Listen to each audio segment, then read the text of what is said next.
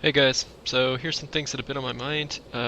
Well, I said in an earlier thread on my big giant mega thread in the US forums that I am collecting gear with the intention of swapping it out for some smart pieces. I do now have enough gear. As you can see, I have all of these helms that are all pretty close to the same in stats, but they have different meta gems, so I can can swap them in per fight.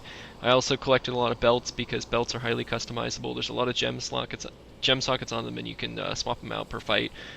So definitely try to pick up a lot of belts. I still do swap out trinkets, even though the main three are pretty much. I run either these double int or on fights where I'm really maximizing rapture or just rolling prayer of healing. I swap in the one from Will of the Emperor, which is spirit. I also have the cape with the two different tailoring cloak and chants. I also have the same thing with two different pairs of pants with the different tailoring cloak and or the different tailoring threads, one with crit, one with spirit. So I do have like the 5 gear sets set up, prearranged. If you're armoring me and you see like really random gem reforges, stuff like that, I'm probably in like a combination of the sets. But here's my general all-purpose discipline healing set. Like here's the stats that I'm rocking currently. I also have one that goes purely for haste and crit, and I use that for like atonement or farm fights. And you can see here I pretty much forgo spirit entirely, but I do get all these other throughput stats. I do have my 4-piece set bonus, but the 4-piece isn't that great on every fight in this tier, so I swap it in sometimes and sometimes not. So here's the stats that I have for my 4-piece set bonus. I'm using penance so often that it's not so important that I have that much spirit. I also have a set that purely goes for mastery. Can get my mastery up before the raid buff, 53% shield and absorbs. It's got relatively high spirit because I usually use it for rolling divine aegis, but I also use it on fights where I'm doing heavy tank healing, and then I also have a spirit set which just forgoes every stat that's like throughput and just tries to get as much spirit as it can with the possible gear that I have available. So those are my 5 sets, and I do actually flip between all 5, depending on the fight. I also still swap out my talents for pretty much every fight.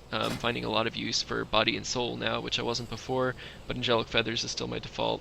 I've never swapped out of desperate prayer this tier, and I probably will not next tier, but angelic bulwark.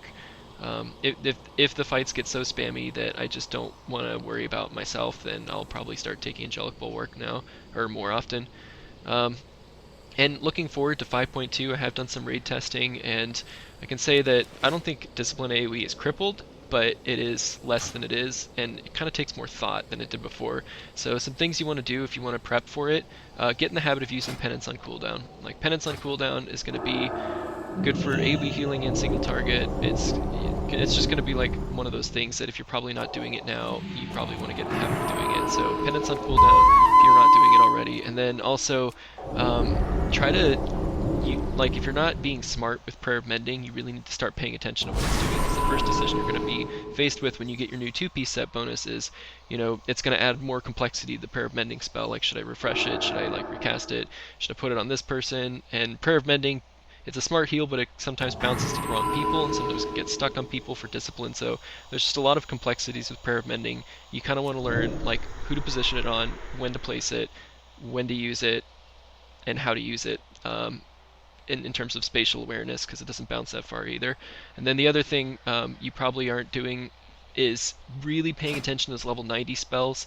You can do a lot of tricky things with Cascade, like you can prolong its duration by putting it on some outlier person because it'll take forever to bounce. You can also bounce it somewhere near the middle and it'll quickly bounce to everybody but not do as much. I mean, you really need to like pay attention to how you use Cascade if you're going to maximize its efficiency. And like if you're just sort of like space casting it willy-nilly now, you're probably going to suffer a bit as discipline next patch. And then Divine Star got its width narrowed just a little bit more, so it's really important to kind of know where you're pointing it. Like you need to be able to point it correctly, and then you also need to know like, do I need the burst? So should I run towards my own Divine Star if the group's moving? Can I cast it behind me and prolong its bounce, the 2 bounces? There's a lot of little, and can I cover a wider area, like a 45-degree angle?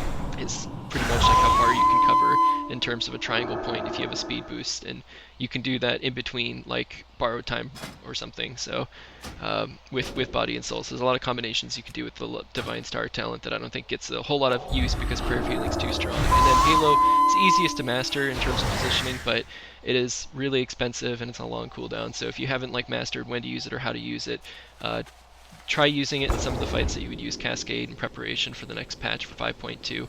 Uh, I don't think 5.2 is breaking the discipline spec, but it is making it a lot more complex, and I do think it's giving a lot more weight to atonement healing. So if you've never done like evangelism in your rotation, if you're still really stuck on not doing it, you probably want to get in the practice of at least trying it, because it is going to be, I mean, it's not mandatory entirely yet, but it is becoming a lot more mandatory than it was. So definitely try to practice up your Archangel usage if you haven't been using that. And other than that, get on the PTR, test out 5.2 for yourself. The raid testings are available, and we're looking at some pretty cool encounters next year. Cheers.